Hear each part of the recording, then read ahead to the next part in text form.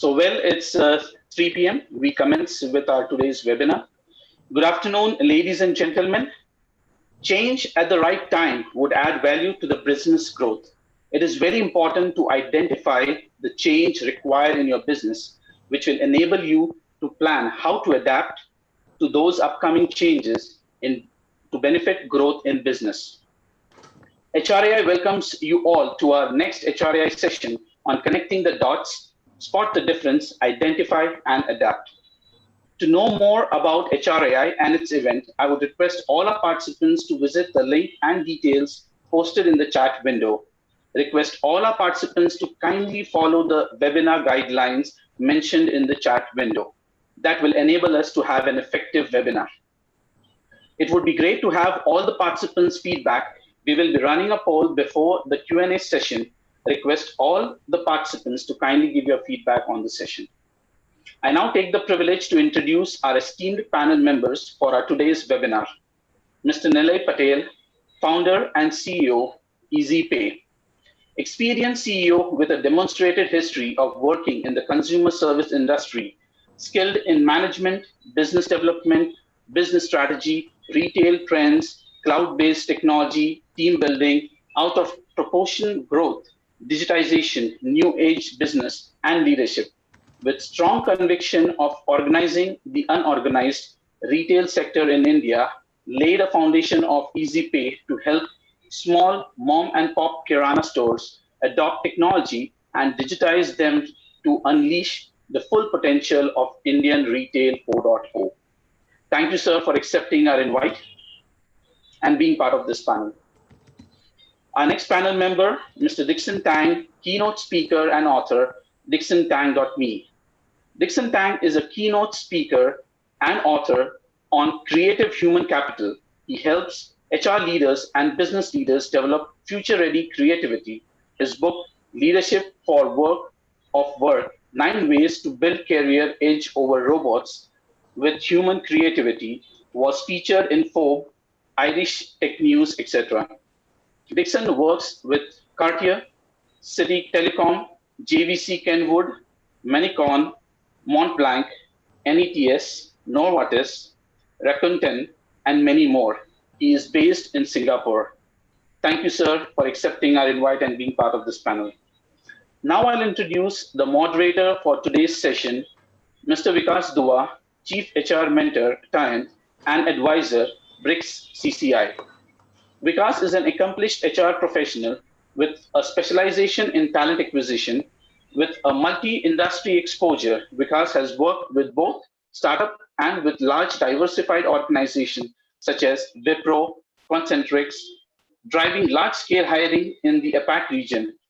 Currently, Vikas is playing the role of Chief HR Mentor at Tatayan, a disruptive HR tech firm working on enhancing and democratizing knowledge sharing in the academic space. Personally interested in the interlocking of HR and technology, he is an accomplished speaker, having delivered a TEDx talk and keynote at diverse forums, including college and HR events. He is a vlogger on HR practice and regularly shares his learning under his self-designed HR in My Heart brand umbrella. An HR advisor to the steering committee of the BRICS Chamber of Commerce and Industry Young Leader Program, Vikas is also involved in strengthening the ecosystem for students and young entrepreneurs in the country. Without taking much time, I now request Mr. Vikas Dua to take over this session. Over to you, Mr. Vikas. Thank you so much, and good afternoon, good evening, welcome everyone. Thanks for taking out time from your busy schedules and joining us today. It is really noble of HRAI, Dr. Ankita Singh, Peterson, and other team members to actually spend so much of their time and energy in organizing such conversations. I think it's critical at a time, especially like this, to connect the dots. And this is really a good theme that has been set up here.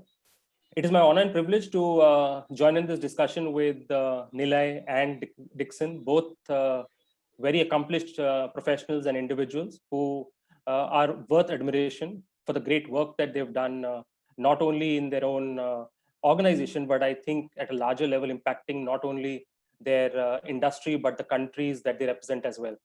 So thank you so much, both Nilay and Dixon, for joining us today and sharing your experience and guidance with this group.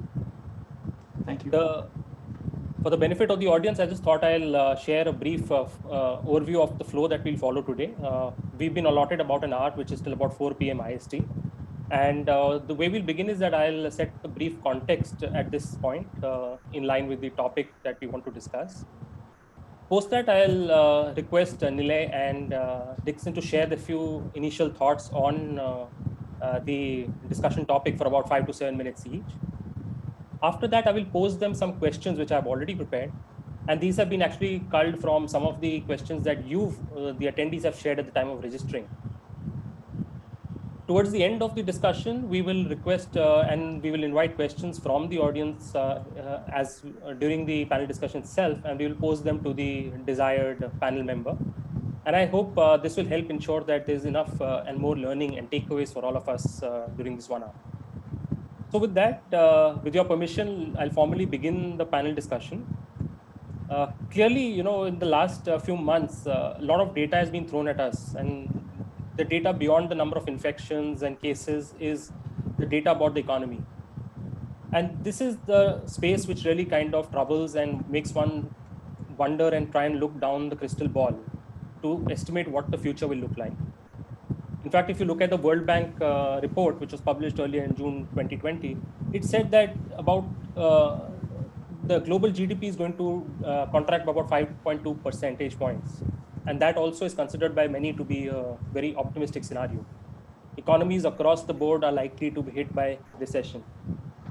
The report also goes on to say that it's not only the initial pain or the short-term pain that we are going to see in terms of this decline, but the longer-term effects of factors like our supply chains getting impacted, or you have human capital not being deployed currently, is lying unutilized through layoffs and other mechanisms.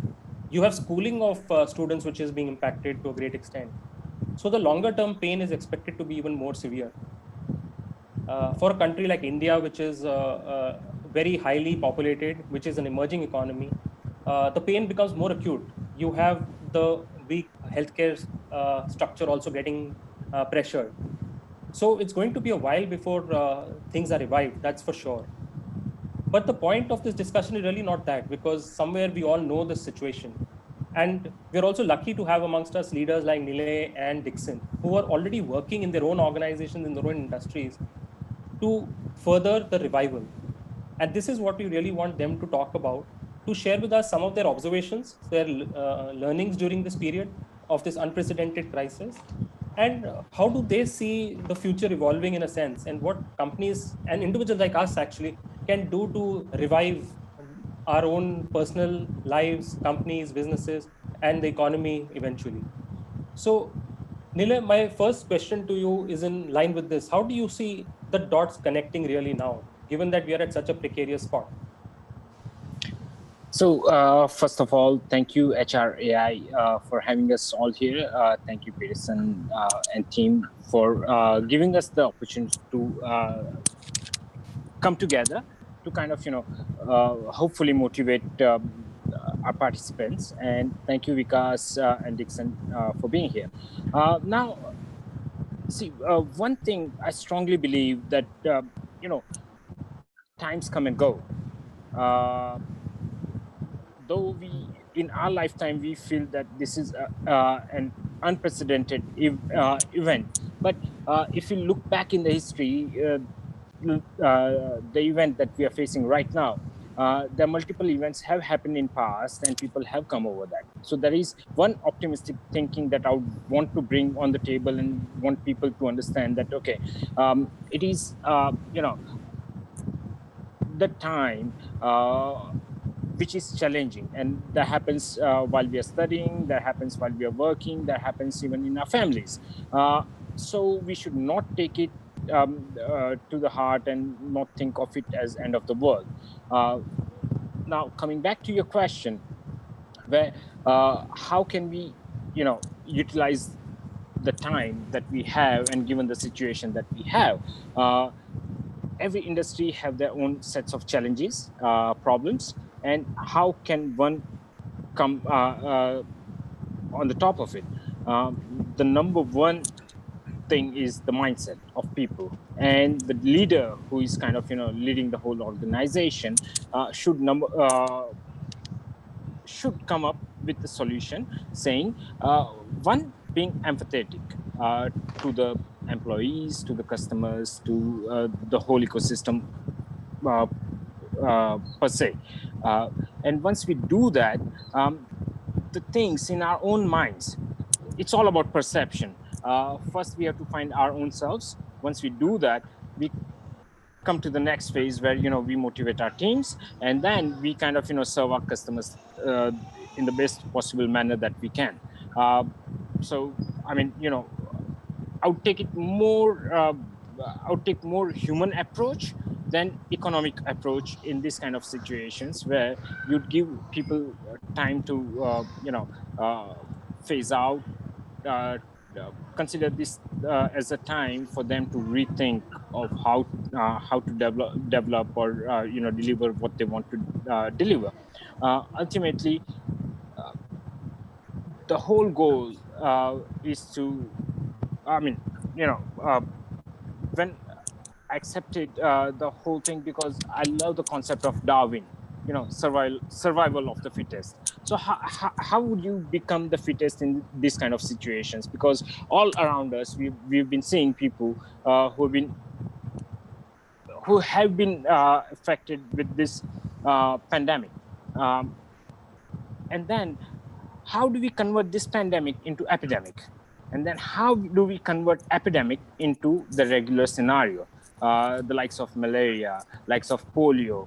So maybe I'm talking in different tangent right now, but if I make sense, then what it all means is that we are simply being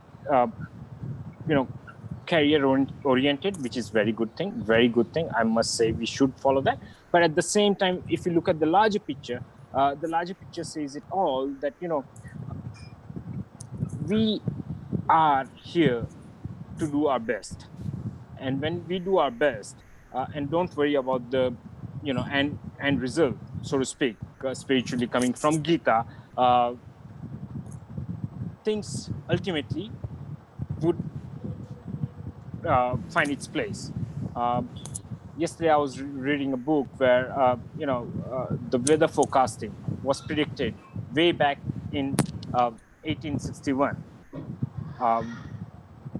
Mr. Ferguson, who founded the weather forecasting pattern, kind of committed suicide.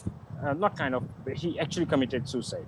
But the way he orchestrated the whole thing, we follow the same philosophy today in weather forecasting, where they do 14,000 trillion calculations a second to predict the weather for us, and still they've achieved only 90% of accuracy. Does it mean he was wrong? No, he laid the foundation for us to kind of get to where we need to be.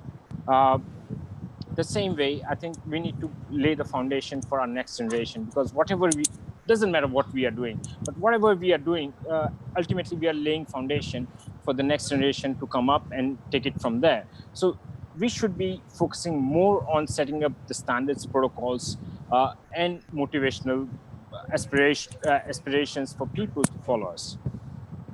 I mean, does it answer the question, or do we want to get into any specific for Indian conditions? I kind of answered Definitely. it more generally. Yeah, I think that's a brilliant perspective that you shared, and I think very relevant that at the start of the discussion you brought that up, that the economy is obviously something that we will talk about, but if we start focusing and start from the human side of it, then the rest of the pieces of the puzzle will start falling into place. Exactly. So perfect. So great, Nile, thanks for sharing that. Dixon, what would be your take on what the humanity as a whole has experienced in the last few months? How do you see this changing, or how do you see us evolving? And of course, you work with, of course, many geographies, so it will really help our audience as well to get that international flavor. Okay, great. Thank you. Everyone, hello, this is Dixon, and great to be here. Thank you to HRAI, Dr. Anita Peterson for having me here, and great to be here with you, Nina and Vikas. I'm Dixon Tang, I'm based in Singapore, and I believe that now we are definitely in a turbulent time, right? In a turbulent time. We can imagine this, right? We are now taking on the airplane, right? I know nobody travel right now, but just imagine, right? We are now traveling together on the same flight, okay? On the same flight, and suddenly there's a turbulence, right? Strong turbulence, and then the oxygen mask drop. What should you do? Okay, so guys, I want to see if you are still awake, right? So what should you do, right? When the oxygen mask drop, so can you type something? What should you do? I want to see the participant. So can you type something? Yeah, you put it on. Yeah, you put it on. Yeah, exactly. So, thank you. Thank you. That is a simple answer, but this is critical, right? Simple but critical. Oxygen mask drop down. You put it on first. Who would you put it on? To whom would you put it on? You put it on to yourself first, right? Before you take care of others, right? That is the instruction I receive, right? So every time I travel, I listen to this instruction. It has a lot of meaning because when the time is rough, when the time is turbulent, make sure you grab the oxygen mask first. Take care of yourself first before you can take care of others. That is exactly what's the situation right now for the HR and business leader. Right? HR and business leader, we need to make sure that, right, we change, we evolve. We need to make sure that we change and evolve before we can take care of our team and the workforce. Right? So I think that is a very important mindset that we all need to have as a business leader, HR leader. Now, for my work, I do a lot of work around this like creative human capital, right? Helping business leader, HR leader to be more creative and open-minded towards the changes. Okay, now why am I so passionate about this topic? Okay, can I show you a few slides really quick? Is it?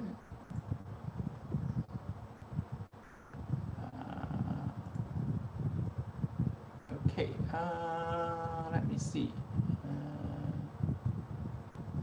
Okay,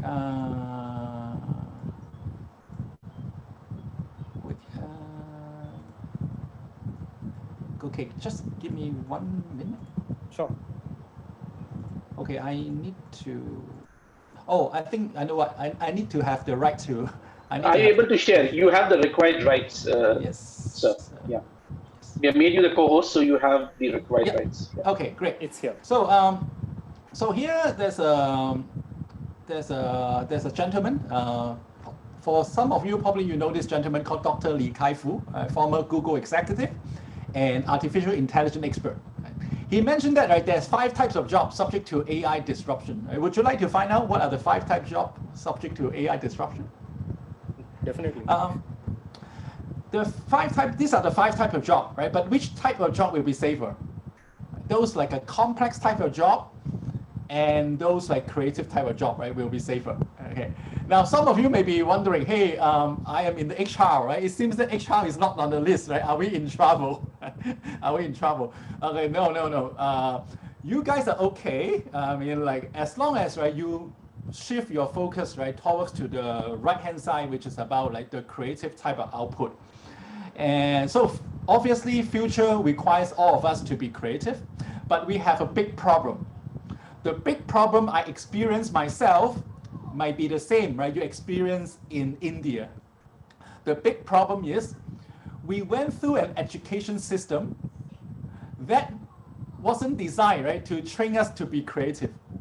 We went through an education system, right, that trained us to be exam machine, right? We do well in the exam, we practice, we drill.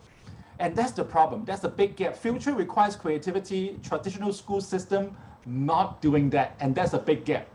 And that's why, right, I want to bridge that gap, and that's why I published a book on that, like Leadership for Future of Work, 9 Ways to Build Career Edge Over Robots with Human Creativity. And So in the past years, I have been promoting this concept of a creative human capital, right? Helping the HR to evolve, become more creative and open-minded. And also I run a YouTube channel, so every week I put up some content. And so how can HR, right, need to work together to be more creative and open-minded? I have developed a model, right, called the 3I model, right? So basically you need to focus on three things.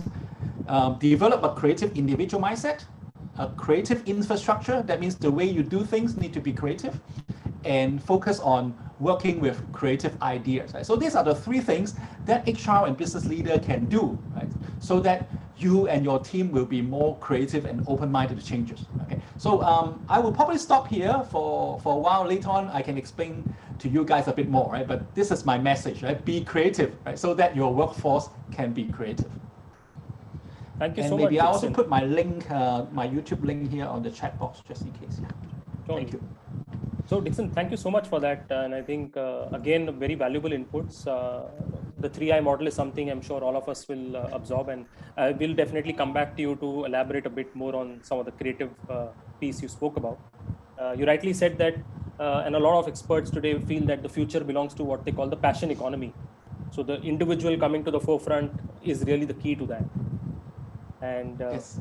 with that, I'm very curious to know, and some of the questions that I have, probably pose this one to Nilay to kick off, is that the fintech industry, which somewhere you've really pioneered in this country, Nilay, and hats off to you for that, really making the entire ecosystem more inclusive.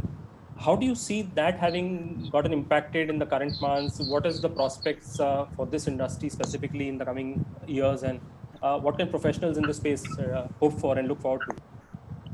So, first of all, thank you for saying such kind words, though I might not deserve them. But fintech as such, I think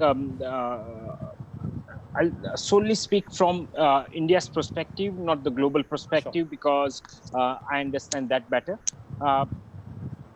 Let's say in India, we have about 1.3 billion people, and roughly 1.3 billion people, only 92 million people out of them who transacted once in their lifetime digitally.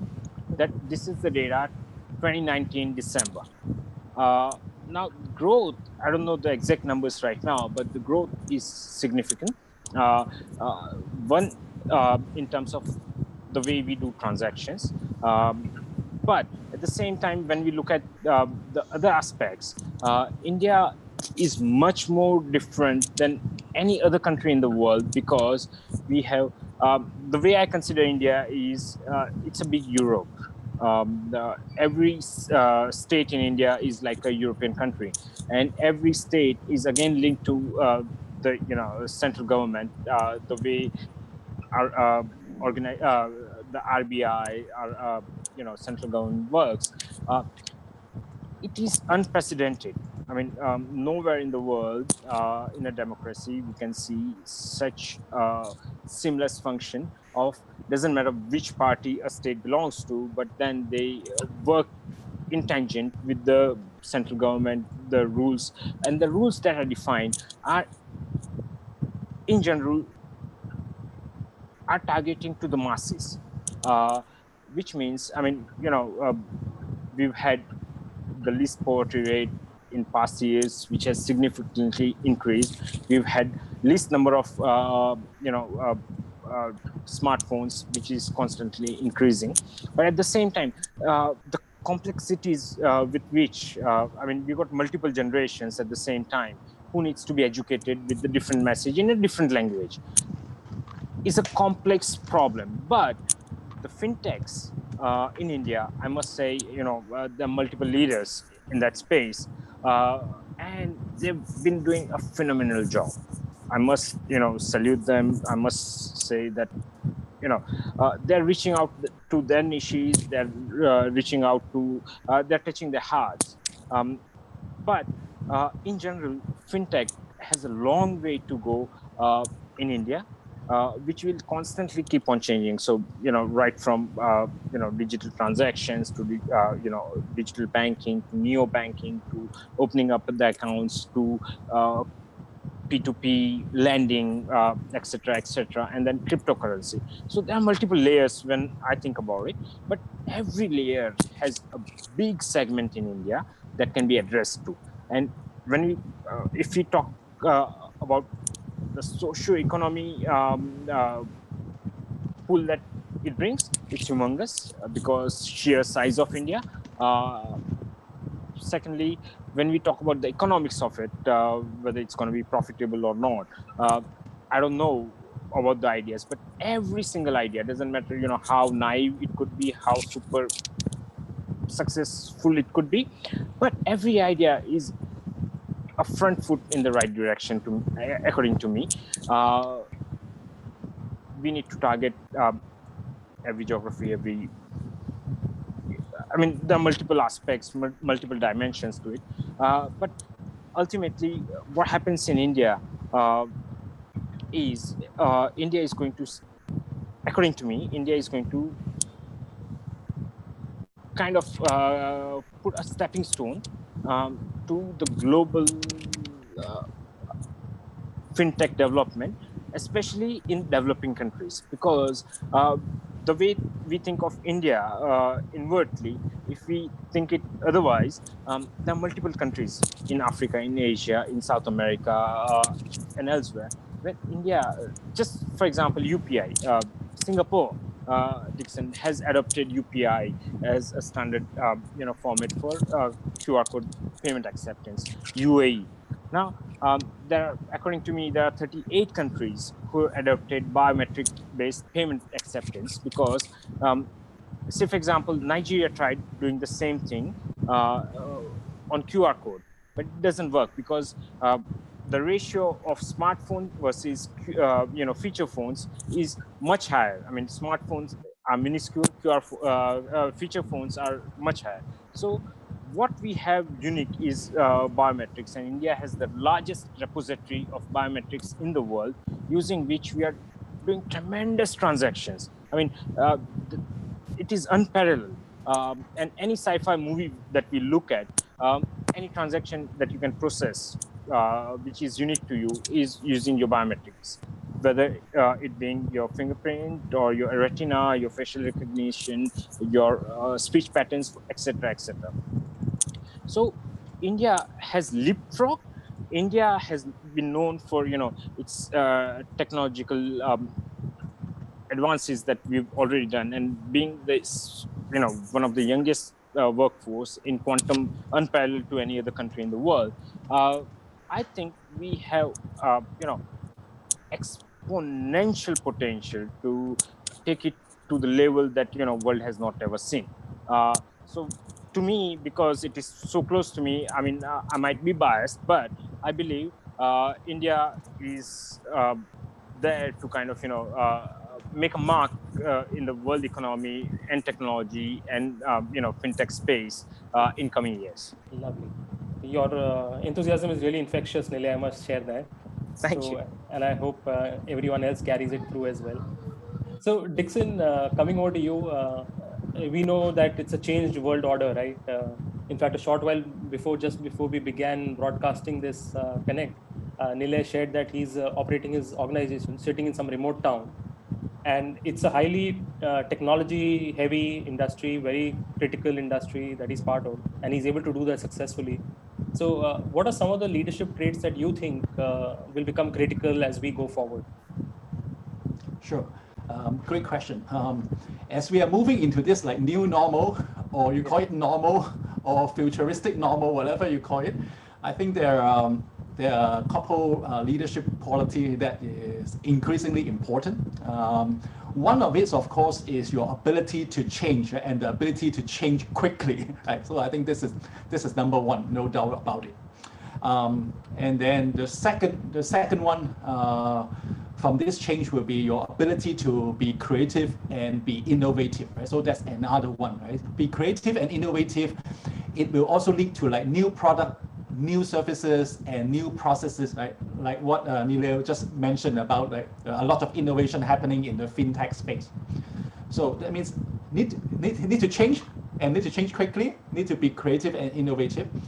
And thirdly, increasingly more important is how to be a good leader virtually and in front of a camera. Okay. I don't know how you guys put it in your language or in your context, right? I can call it like the digital leadership presence, right? The digital leadership presence. That means before COVID, we tend to lead, right, in an offline world, right? We need to show up in the office, like, gather our team, and then we do like morning meeting, right? But right now, it is all virtual. So your team won't be able to see your whole body. They can only see your face in front of this screen, okay? And that is the amount of space, right, that you need to show your leadership effectiveness, right? So that's why I think these are a couple of things we need to pay more attention, right? The ability to change, the ability to be creative, and also the ability to lead in front of a screen, right, virtually. Lovely. So very quickly, our Prime Minister is teaching us that.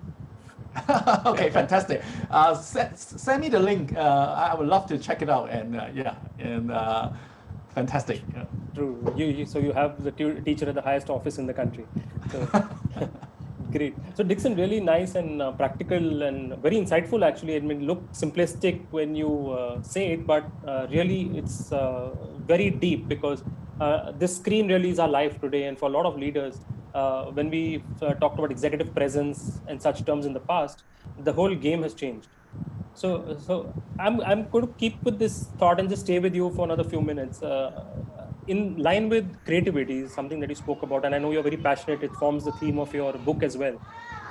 When you look at a time like this, when there's stress in everyone's lives due to professional stress, personal stress, stress because of maybe some loved ones being impacted and so on, how do you keep your creative genes flowing? Because my sense is typically it's the hardest to do it when you're not in a good space.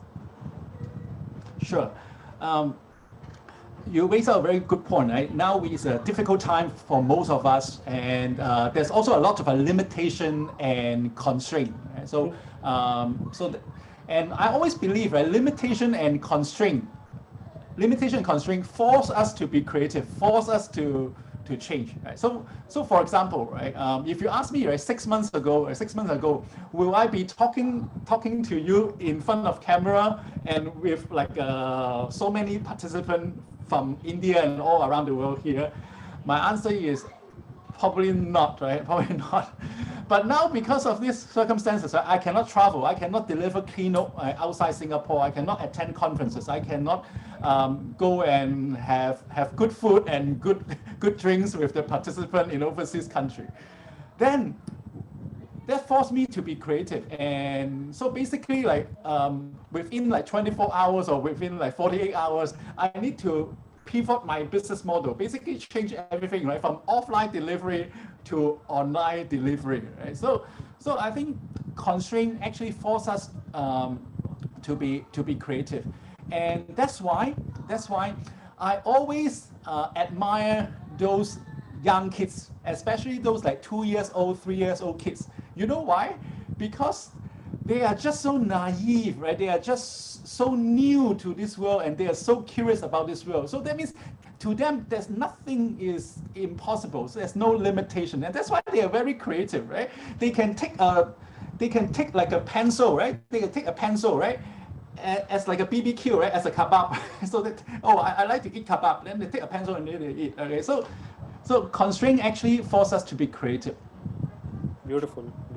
Really lovely to hear that. So the boundaries, in a sense, are in our mind. It's really exactly. Finding that child within you, relating to pure thought, and I think your creativity can always come up. Great. So with that, Nilay, I have a question for you, given that you're an entrepreneur many times over, and I'm sure it's not been an easy ride as well. You've seen enough ups and downs for sure. When you look at today's scenario, and you have founders or employees even in industries like tourism, restaurants, hospitality, where pretty much the light at the end of the tunnel is not visible at all. Correct. how would you guide them to manage over a time like this? So again, I would not want to give anybody else's example. I would rather give my example, where sometime around this time last year, we were every project, EasyPay itself is a project in itself. We have a decent workforce. We are doing humongous transaction volume, but we were negative. Now, for some, COVID was a negative aspect. For us, it turned out what Dixon mentioned earlier, that when you wipe your slate clean, and when you rewrite your slate, then people start thinking differently. That increased our transaction volumes by over 20 times. Um, I'm happy to announce this, or say it in front of this forum, that we turned profitable uh, month on month, day on day basis. So was it something that I did right? Yes, partly. Was it something? Did industry do something significantly differently? Did government bring in significant changes? Probably no. Uh, what happened? So especially because you touch the right spot of hospitality and tourism and travel industry, which has been hit the worst in these situations. Time is the key. Time is the healer. uh, you know Number one thing I would like to say from a leadership perspective is be very, very empathetic towards your employees. Don't just cut the workforce, because uh, if you don't have that in you, that you're not creating a work culture, you're creating a family culture. If you think it like that, then things will work out differently. People will find their own ways. They would just come up to you and say, um, you know, excuse me, Nilay, I've been only committing XYZ percentage. I also understand so and so. People have been coming. Our EasyPay family members have been coming to us and saying that, okay, I would want volunteer uh, pay cut of XYZ percentage. Why? Because they understand the situation of the company as well. And they also understand that once it grows to a point, then they are integral part of the workforce. They'll be rewarded accordingly. So are we creating a work culture? Are we creating a family culture? Be it Diwali, be it Christmas, be it Chinese New Year, we all get together, we celebrate it. Why? You don't know who has got ups and downs, but at the same time, what we have is togetherness. What we have is each other's back. So that is one thing. Number two, uh, what being in Gujarat we've seen is massive earthquake in 2001. So real estate industry. So that might be a small example compared to the pandemic worldwide. But again, what happened is in 2-3 years time, everything came back, because earlier people didn't want to go into high rises. Peterson would agree with me that they didn't want to get into the high rises. They wanted a bungalow. But now what happened is people tend to forget because they need to move forward. That is human tendency. You adopt. Some people adopt quickly, some people adopt slowly. They see others and then they adopt. They're followers. So depending on the kind of person you are, ultimately you adapt to the situation. So wouldn't we want Dixon to sit on our panel physically and have food with Dixon, have drinks with Dixon? Yes, of course, we would want to invite him. So at that time, we want the travel industry, we want the entire hospitality industry to flourish. It's all give and take. Maybe this is not the right time for them. So it's all about defense, defense, defense, not attack. So that is the stance I would take if I were them. Excellent perspective. I think it reminds me of a very popular hashtag that we see on LinkedIn, in it together. And really, I think your employees have already shown that by coming up voluntarily to you and saying that we are okay with pay cut and so on. And I'm sure if employees across the board or or people in society really understand that this is a pain that everyone's facing and we come together, it'll make it all easier for all of us to sail through these difficult times. Thanks, Nilay. Thank you so much. At this stage, I'll just take a question which one of our attendees has shared real time. The question is, what can be the key general challenges across the organization for implementing and adapting to new processes? So this has been asked by Tushar, and I open it up to both of you, Dixon, Nilay, whoever wants to take a shot at it first. What are the key general challenges across organizations for implementing or adapting new processes? Sure. Yeah, great question. Thank you for this question from the audience. And the way I see it, right, the biggest challenge, right, the biggest challenge, right, is our mindset is to program, to think in this English word. It starts with F. Okay, what is this English word? Our mind is always programmed to think about this English word, starting with the alphabet F. I know some of you are thinking about the 4-letter one. No, not the 4-letter one. Okay, it is 6-letter. To me, right, the biggest challenge, right, I work with different organizations in terms of looking at a team strategy, the team dynamics, and working with the executive. One of the problem they always complain to me is the team tend to FOLLOW. FOLLOW. They tend to follow. The team tend to follow. Just follow whatever it works last year. Just follow the standard operating procedure. Just follow someone else is doing. Okay, I don't want to do first. Let him do first. Right? Or they follow some other people, right? Blindly, right? Without thinking about new way. Right? So I think follow the tradition, follow the past, follow something proven. That is the biggest challenge, right, in terms of implementing new process. Right? So I think to answer this question, right, the first thing what you need to do is we need to stop the following. Right? You need to purposely tell your team, right, don't follow. Okay, come up with some new ideas, right? And I think once you can get them right to unfollow, right, you are half win at the battle, right? So that's my first tip is about, okay, stop following, right? Start creating. Nine and others, do you have any other things you add on? So the biggest challenge again is, to implement something new is, again, we kind of, shy away from changes as humans.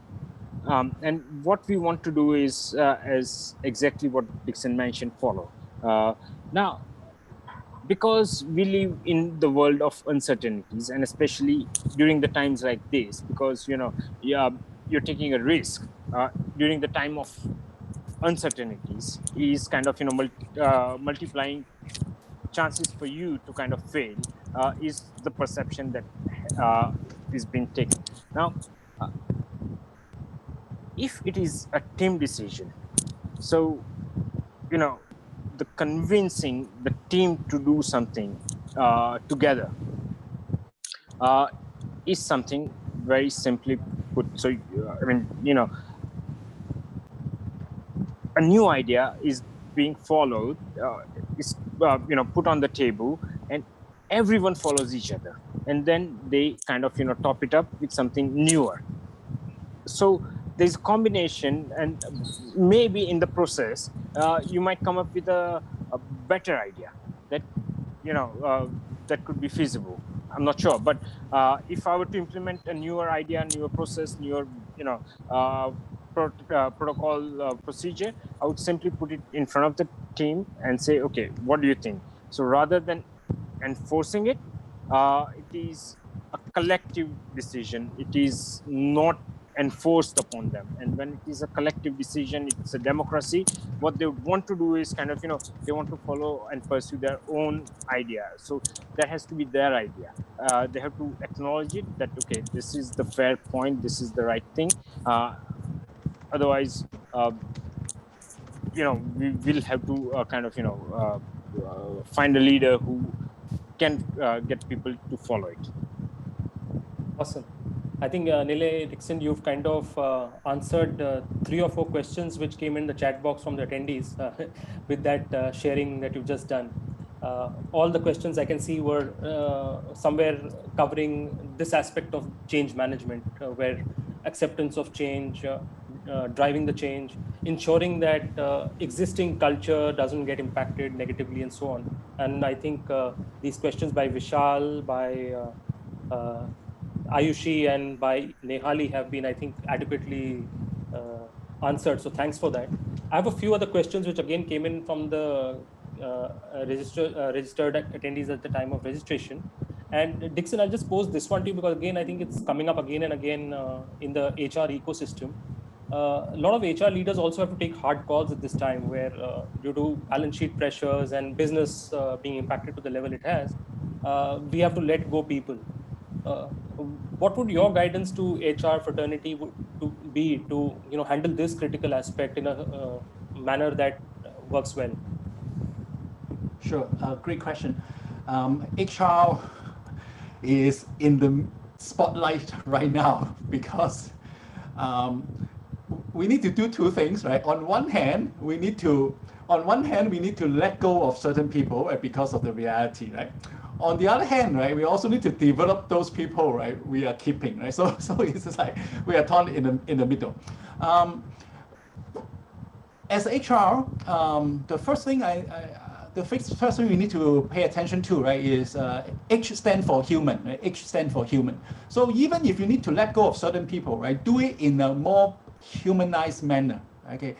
At least like set up a call or video call, at least talk to the person nicely, understand the situation, right? Rather than just shoot an email or WhatsApp, hey, you're fired or you're let go. Right? So do it in a professional way, right? Be more humanized. Okay, that's another thing I would suggest, right? The HR team, right, to do is try to help this employee, right, who are being let go, to do a quick skill stock take, right? Maybe identify the top 5 skills, right, this person might have, and then try to help this person so-called turn all these skills, right, into some market offerings. Right? So for example, maybe one of your employee, right, this person is very good at Excel spreadsheet, right, analyzing data. Maybe you can help to point this person, right, to a new HR startup, right, maybe in the HR analytics, because that HR startup, right, need the skill set of this person. On the other hand, maybe another employee, right, they are very good at like a artistic graphic design and so on and so forth. Right? So maybe you can help this person, right, to use this kind of skills, right, to come up with some new product, new services, so that this person can leverage on the skill, right, to make some income. Okay, so to recap, number 1, be humanized and be professional. Number 2, help your staff, right, turn the skill set into some kind of like a market offering. So these are the 2 things I would suggest. May I add something? May I quickly? Yeah. Very quick, analogy that HR has turned out to be the new age entrepreneurs in existing enterprise. Why? Because they have to kind of develop entrepreneurial skills which on a daily basis an entrepreneur otherwise would have, because again what Dixon exactly mentioned, because you don't have choices. Sometimes you have pressures, so you have to let go of somebody, but then that's not your personal decision. Probably that never has been, but you do it right. So you have to balance it, you have to juggle it. In the normal circumstances, it is a flat line. It goes simply, you follow SOPs, etc., etc. But during these times, you also understand that person's position. Why? Because you've known that person. Maybe that person has done nothing wrong. All KPIs have been met, but sheer pressure of the balance sheet, or whatever, you have to let him or her go. At that time, you have to be a human entrepreneur in your own way to kind of get it right. Yeah. Awesome. So the key understanding that I've taken away from that really is that to humanize, as Dixon says, that discussion, and Nile again rightly said, HR needs to be more entrepreneurship. There's just no option currently. So I'm also seeing a lot of additional questions in the chat, and it's great to see so much interest in this topic. Obviously, it's close to everyone's heart. Due to the lack of time, we may not be able to cover all, but I'm trying to club a few, which I believe Shruti and Sandra have also tried to put forth. The concern seems to be mainly around, when you're seeing so much fluctuation and volatility, how do we know what part of the business to adapt or modify, and what are the strategies that do we kind of deploy in that direction? Any thoughts on this from either one of you?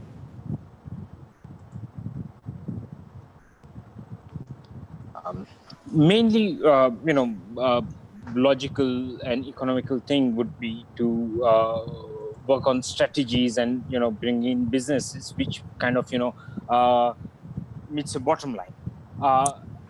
At the same time, you need to kind of look 5 years from now, 10 years from now, 20 years from now, and probably a generation from now. How do you do that? So again, it is a balancing act one has to kind of perform as a leader. I think one of the key element in this is the communication. The communication between the leadership, the management, to HR, to everyone within the organization has to be crisp, clear. One thing I kind of liked about Google, I don't know whether that is right or wrong, though I'm quoting it because I've heard it somewhere, that if it is evil, we won't do it.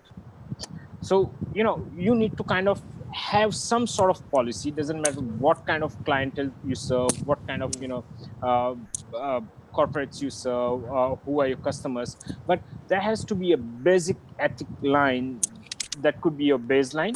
And then there could be another dimension to it, which is obviously the money flowing in, whether it is profitable or not. So, and then obviously from time to time, based on project to project, based on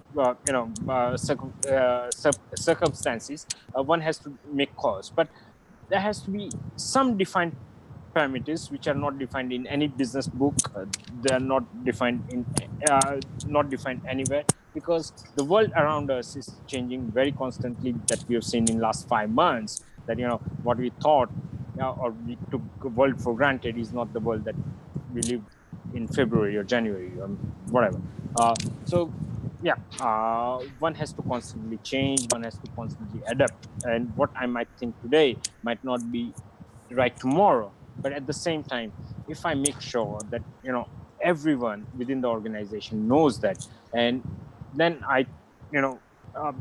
it's an inclusive decision rather than an enforced decision. It would be an ideal situation for an organization to be. Awesome. So I think due to the time, I possibly will move to the possibly last question. And Dixon, direct this towards you because it's something I've been thinking about for some time now. You've just written a book recently on the future of work, and this was pre-COVID.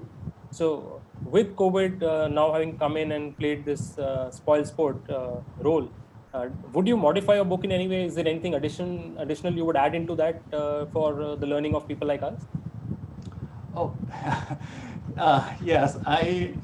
I wish I could have know this happen so that I can I could have like rewritten my book. But I think what happened is I will actually put today's theme into my book. Oh.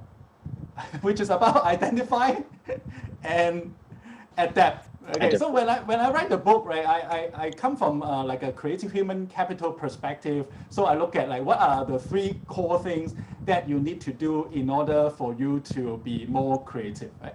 But but I wish I could say, okay, identify and adapt, right? So I think that is the key message I would like to share with everyone here is speed trumps perfection, right? Speed trumps perfection, right?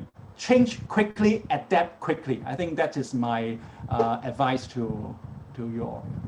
Very nice, Dixon. Really nice to hear that.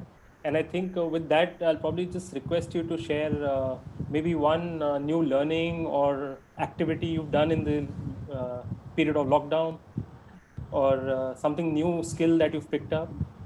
And also let us know how, as the audience, we can possibly reach out to you if we want to get some of your continuous learning from your side. Okay, great.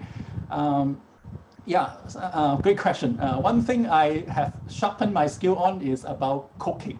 Cooking. Oh. So now I can do Chinese, European, Italian. Right? So now my cooking skill just lift up because of this COVID. So which is something I never expect, but now I'm getting better and better. So I will keep learning. And for the audience here, I wish we could have more time so that we can interact and share more. But never mind, I have prepared some like free resources from my book and also from my other content. So I'm happy to share the link later on here. And then we can keep in touch and keep learning together as a community. Thank you so much, Dixon. Thank you. Nilay, what about you? I'm very curious to know which small remote town are you in, and also anything innovative or new that you've picked up in the last 2-3 months of the lockdown, and how we can stay in touch with you. Peterson can share my email where I can be reached out. I'm in a very small town. It is a lake town, which was founded by Thakur of Rajasthan, and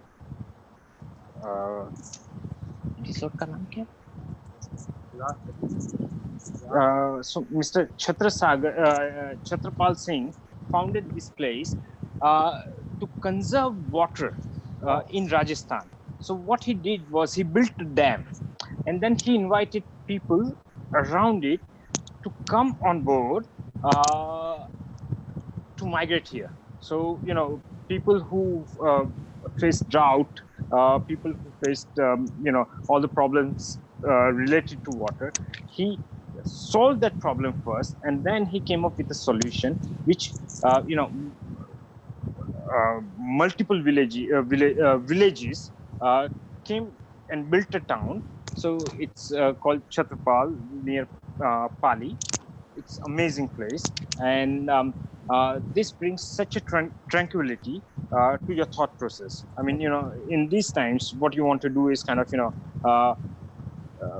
be yourself. You just want to bring ideas together and you want to implement it. The best thing that what I realized is time, which was defined by people, I don't know who, that you do 9 to 5 or 10 to 6 or 7, whatever, is now 24/7. You could now spend time with your kids whenever you want to. I'm in the office till almost midnight every day, but I go for a couple of hours when my kids have time away from school, and I spend that time. Isn't it human resources? When we are talking about human resources at a workplace environment, I would want to also emphasize of doing the same thing in the family with the friends, blah blah blah. And who said you can't work on Sundays? You could work on Sundays because that's more relaxing, and then you could spend time on Monday with the family. So those are my 2 cents. Awesome, Lily. I think what a way to close this panel discussion. Couldn't have wished for a better view and a better insight. I think that water body in the middle of Rajasthan, which is primarily a desert state, is surely testament to the fact that you can achieve anything should you put your mind to it. And Correct. that's really what I think our audience should take away today after listening to you and Dixon. Really thankful to both of you for this amazing learning session I've personally had, and I can vouch that the audience has too. I think we're just 1 minute short of our deadline, which Peterson has given us. So I'm going to hand it over to him before he calls in the cops.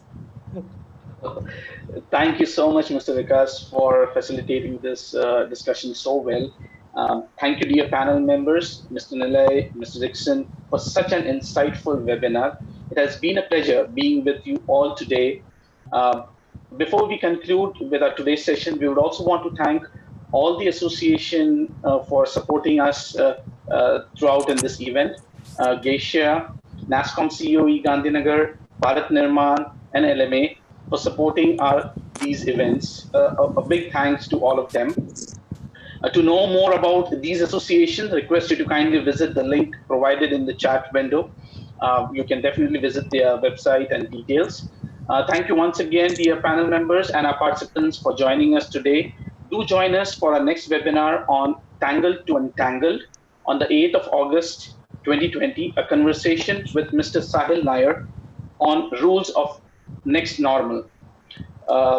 Request you all to kindly register to the given link in the chat window. See you soon, stay safe, and bye for now. Thank you. Thank you. All right. Thank you, Ankita, Peterson, everyone. Thank you very much, Vikas and Dixon. Thank you so much, sir. Thank you. Thank you, Didi. Cheers. Thank you, Vikas. Thank you, everyone. Please Yes. stay Thank you. safe. Goodbye. Thank you. Bye, Stay bye, safe. bye. Bye-bye.